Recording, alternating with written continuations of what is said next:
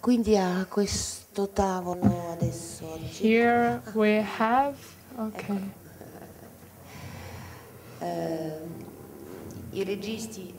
Directors and producers of the two films that we have just seen, Hollywood Talkies and Nocturnos.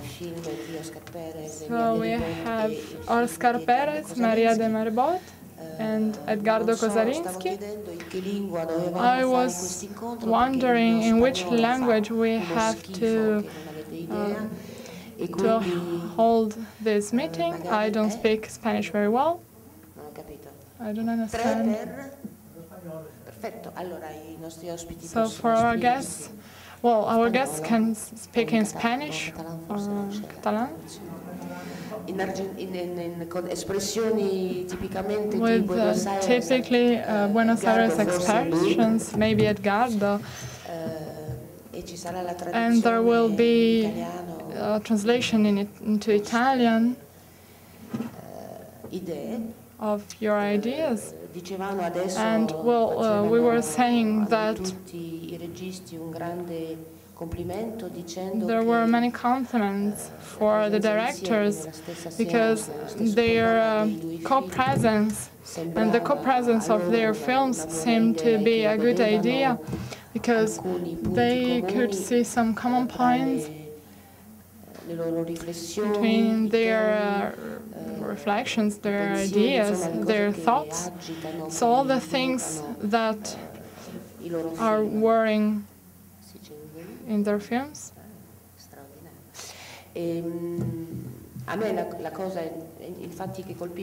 What strikes me the most in these two films, well, they will be talking about how this project started, etc. Well, what strikes me the most is something that has to do with the past, the memory of the past, and the history, different presences in the two films, something nocturnal, something that has to do with night or the darkness in a cinema room and the darkness in our brains, because there is an internal and mental screen. So all these films work with this idea, and we are led back to a form of love for cinema that is not rhetorical, but it is lived by all those who are, well, less or younger or less young, and that know more or less about many things about cinema. And to the way the cinema represents our own dreams, and I think this is one of the common points between the two films, at least at a political level.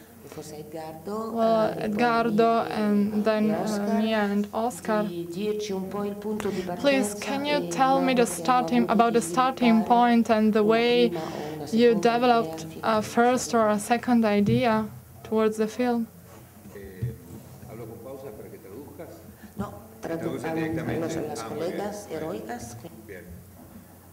Bueno, la idea, como siempre, desde hace muchos años, desde que empecé a volver a vivir en Buenos Aires, era filmar en mi ciudad de noche, porque la noche de Buenos Aires tiene para mí una fascinación especial y me encanta tratar de ponerla en cine. Por otro lado, eso lo había hecho parcialmente en un film anterior, Ronda Nocturna, pero en este caso lo que quería era hacer un film que fuera el encuentro de la poesía, que no ilustrara la poesía. I wanted to do a film that was a meeting with poetics, and I wanted it to be something against the classical scene. It should. I wanted it to be oniric, and this is the reason why I did this. This is the figure that corresponds to the oniric. I had to film and create the link with between past and present. I wanted to use the historical conflict with love and sufferances. So there were many ideas. I worked with these ideas and I tried to elaborate them and introduce them in just one project. And I was supported by my producers, Costanza Sanz Palacios, with whom it is the second time I worked with her. I already worked with her once,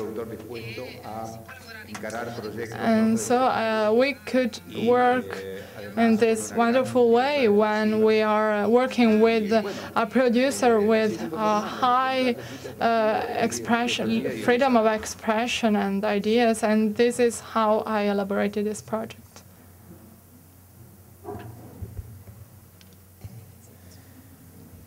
Bien, para nosotros el punto de partida fue darnos cuenta que el viaje que... Well, for us it was different. We realized that these people who went to the United States, well, we understood that it was possible to create a second and parallel travel towards the meeting of these characters. When the film seemed to be able to go along this path, to recover and meet these characters, well, I thought the project could have been ended, and so we created a space and a possible time so that this character could stay with us and go together through this parallel travel. The film proposes an experience for the audience. Sorry, I was far from the microphone. So it is an experience for the audience because it has a determined time and it offers a time to the audience so that they can understand the internal and external time of the film. So it is a sort of proposal that goes beyond the history, but is something that is linked with time that has already been lived. Edgardo,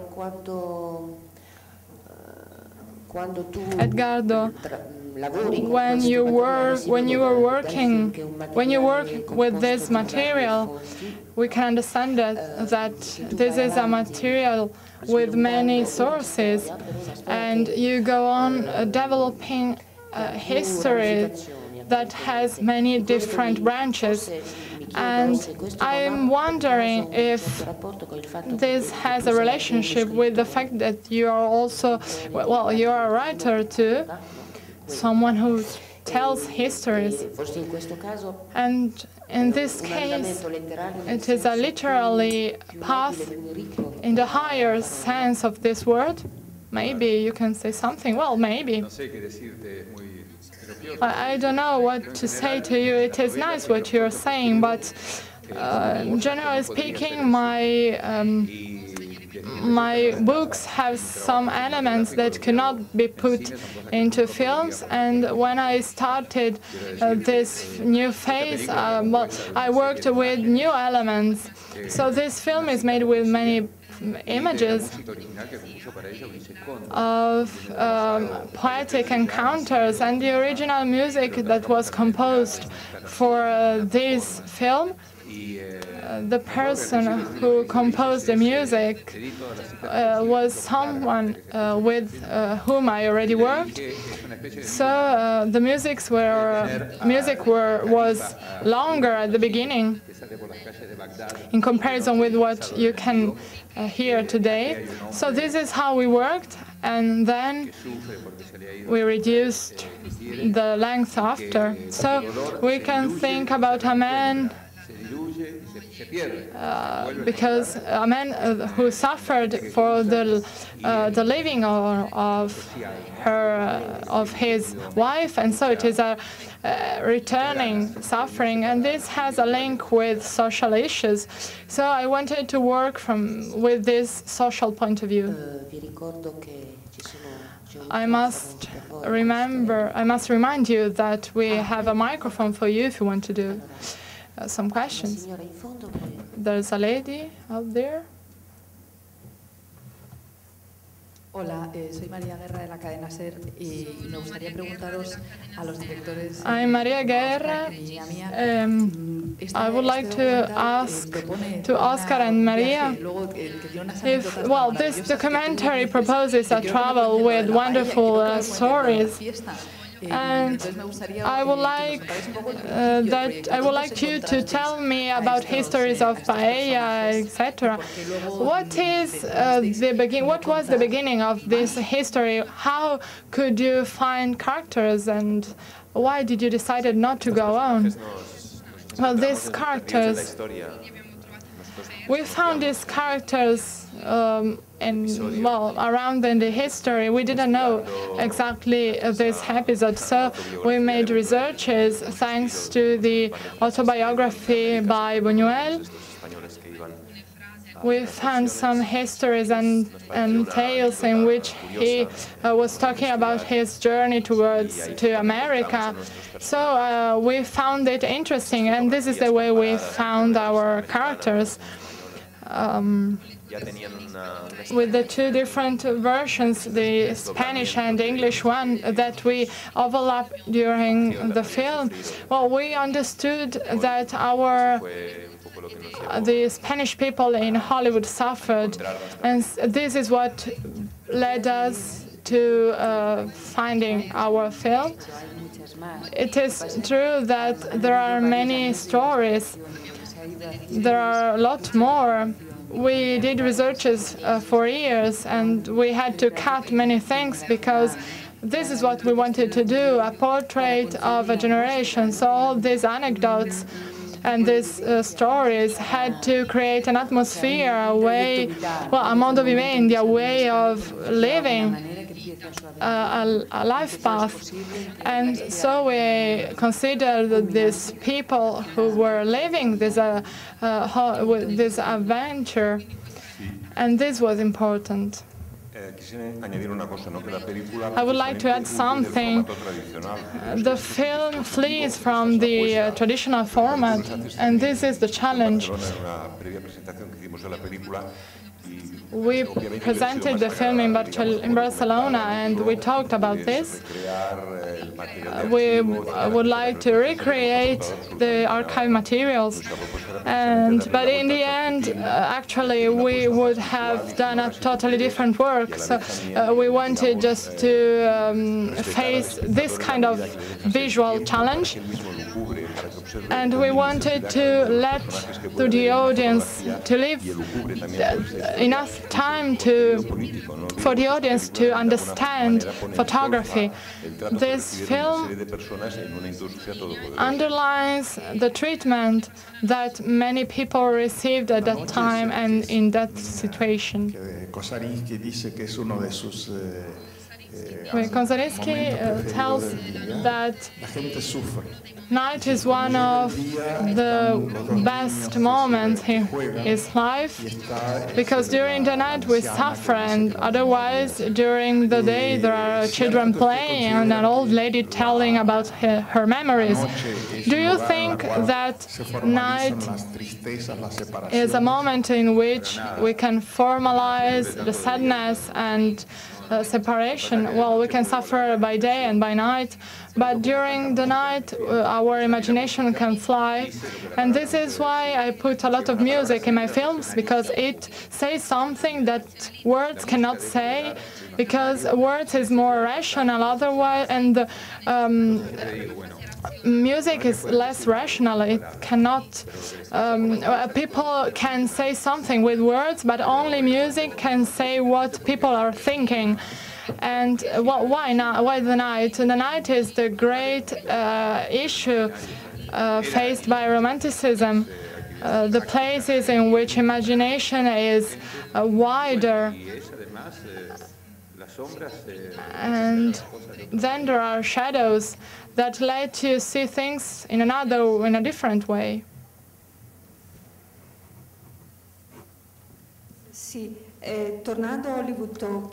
Well, going back to Hollywood Talkies, I worked on Italian versions of this American film, and I know that it is a very hard research, because many of these versions, well, there are a couple of Spanish versions, but there are not so many of these films. And I would like to know how could you find the photos with which you could compare the two casts, because in Italy there is just one of these photos. And I would like to know if you tried to work on screenplays, because otherwise, in this case, I would like to ask you something. Maybe I will do it after, about translations that were present.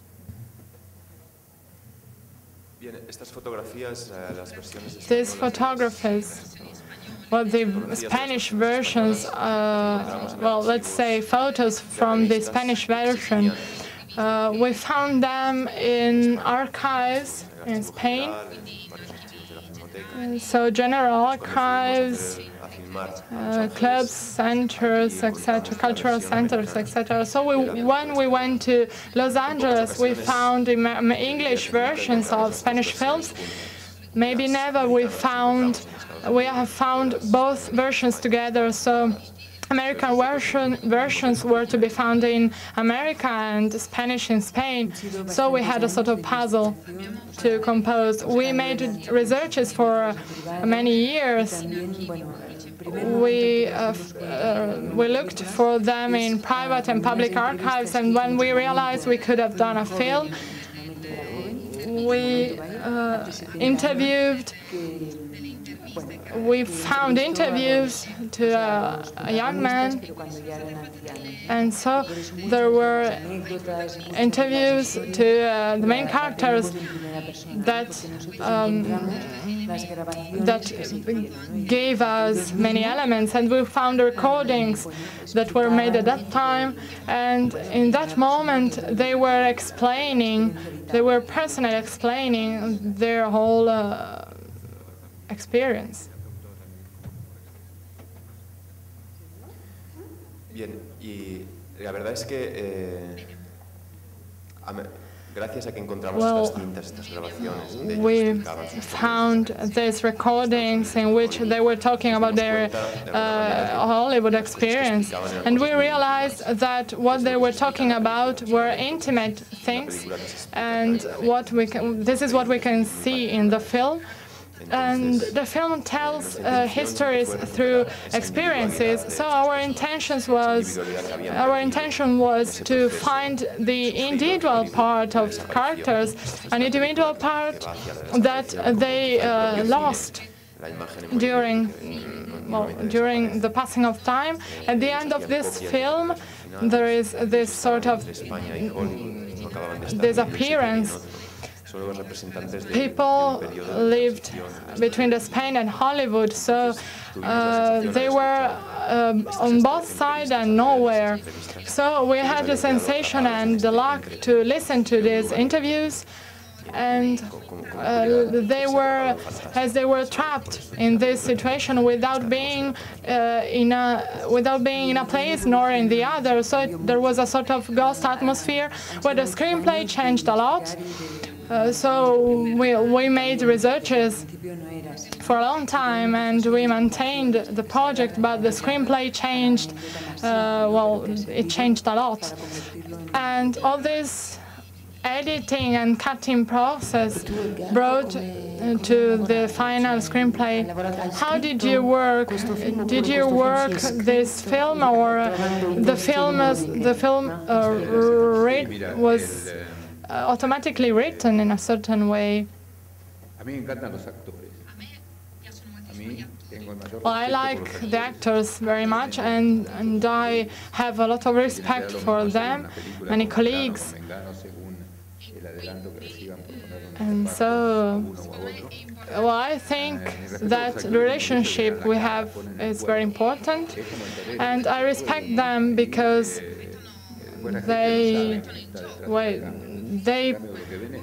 they use their bodies, their faces to really do the film, and it is as if in the film someone is stealing some moments of the actor's life. And I wanted to create a changing situation according to people who worked with me. For example, Leticia Masur, who quarrels in Avenida 9 de Julio with her lover. Well, she's a dancer and choreographer, and she wanted to be an actress. She is known in Argentina as a choreographer. Once I went there to talk with her, and I said, well, okay, come. Well, you have to insult each other. I'm not interested in what you will say, because it can be a normal quarrel. I wasn't interested in the dialogue, but I was interested in the music that was adapted for this quarrel, or the scene of a girl that rings the bell, and suddenly she sees that there is nobody. She reacts, and I went to this actress and I told her I want two different aspects, and firstly you are depressed, and in the other one you make up, and then you are happier. And this is the way I worked. I put everything together with poetry, and I worked this way for music and poetry, etc. So the same way we can find ghosts with the main character, we worked in the same way. So I considered also the text by Alfredo de Pera with music of Edgardo, and so this is the way I worked with music and poetry. The film has not yet been shown in Argentina, but people who work with me worked in this way, and I found musics and poetries. I'm from Spanish television. Well, it is nice seeing your films, watching your films, and especially Hollywood Talkies. Well, Hollywood is changing. Do you think that Spanish cinema will keep crashing and paying towards in pain at all with Hollywood? Should we change our position? Well, did you had contacts with relatives of these people you are talking about in your film?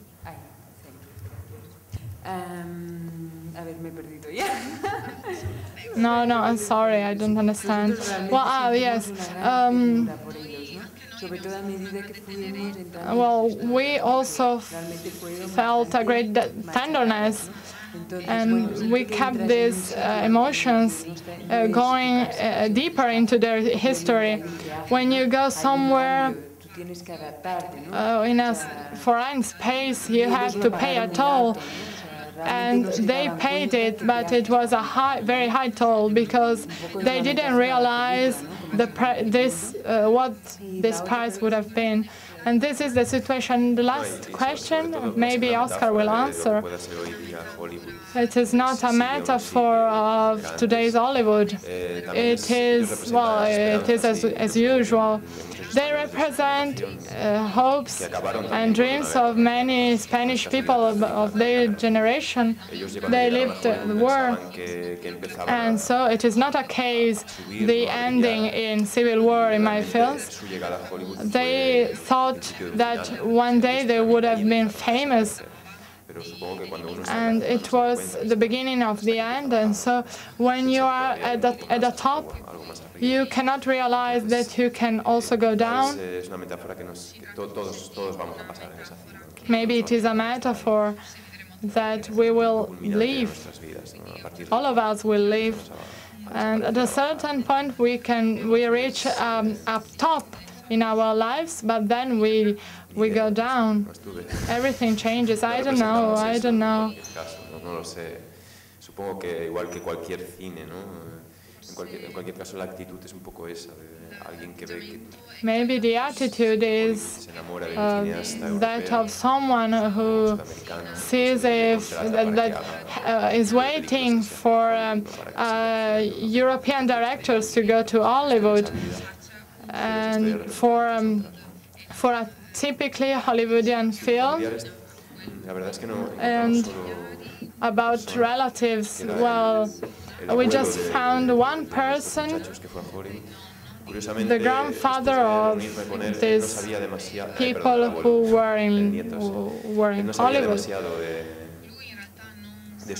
He didn't know so much about his grandfather because he saw him at home, but really in the end it was an interview that didn't give us many informations. I hoped more, but in the end he told me, well, I think my grandfather was killed during war, and maybe he was confused with someone else, and that was a very important datum, because he died as an actor, because he said to be a person, but he wasn't that person, so he was an actor. From the metaphorical point of view, he lost his identity, and, well, he didn't care about being confused with another person. I had another issue. Well, I have many questions, but you are talking about histories of parallel versions that do not work. Some of these people are frustrated in this phase, in this part, that go back to the 30s in Spain, the Spain of Civil War, but then there have been authors that had a great success, above all from the Spanish theater point of view. So what is left in theater of this generation from the memory point of view, this phase of doubleness and alienation? Well, theater is ephemeral. It is intense, but it is ephemeral. So theater is one of the most ephemeral art. There are written documents on which we base our research, interviews, and it is what is left, but it is just a few things. There are just a few things. Interviews, documents, reviews, articles, but really it is not a sound heritage. Well, it is an heritage. The way of playing, many films, many Spanish films see this way of playing. And this way of playing is kept today too. So maybe, well, it is not a real history in the end. I keep reading Panseda, for example, and they had a great success in Spain, but they found success elsewhere than Hollywood. I would like to ask Edgardo, in the film there are many scenes, images, well, cinema images, archives and other sources. Why did you choose these images, and how this choice linked with the social issues? But really, it has to do with different elements. First images have to do with passion crime. The work was made in 1926. There is another work of 1924. And for musicians and masks on animals, I filmed them in 1929, and then the bombing of Madrid in 1937, and the Soviet newspaper,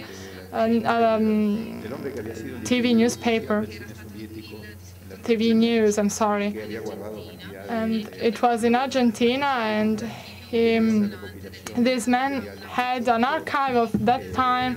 It had a collection of material made by Russian journalists who come from there. This is the origin. For the first two works, they are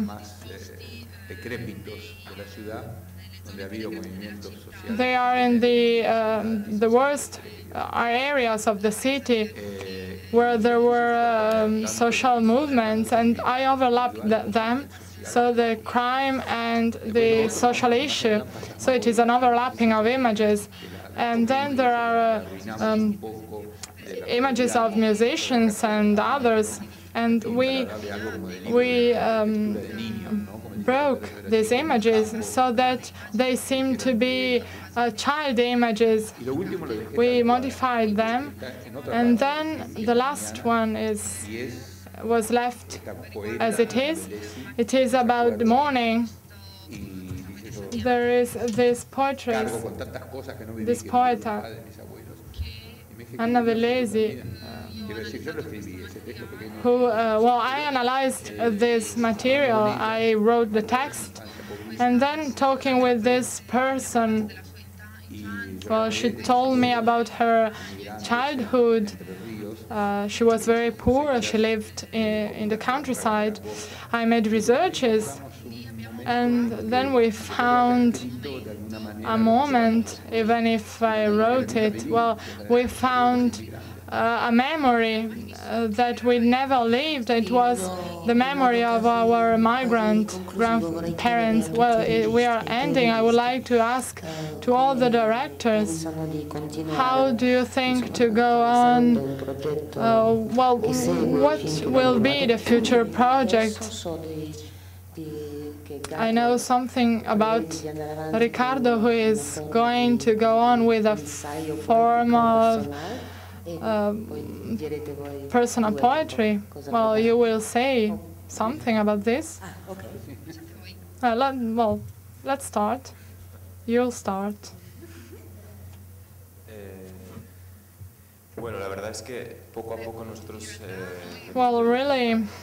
Actually, we come from the documentary field, so we are realizing that reality that we are filming is purer and purer, and I think that with the passing of time we grow old, and we want to tell about something more concrete, and maybe we will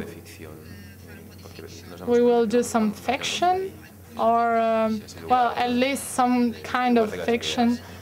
We are going towards that kind of sector, I think. About me,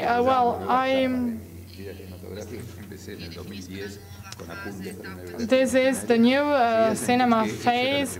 I started it in 2010. I thought this is the first part of a trilogy. Nocturnos is the second one. And the next year I will do the third part with Constanza. I'm superstitious. I don't want to talk about my future project, but it will have to do with a kind of cinema that is between the imagery and the subjective part of the human being. It will have a strange length. neither too long nor too short. It is the great challenge. And in the end, the three works will be 3 hours, so well, they are impossible to see at once. Well, we will see. How about the two producers of the film, Costanza and Luis? And I will thank L'Amico Cattiva, who was selected with 2 films. Emiliano is the photography director of the two Argentinian films that are presented. Well, Accidentes Gloriosos and this film. He is the photography director. He is the young director.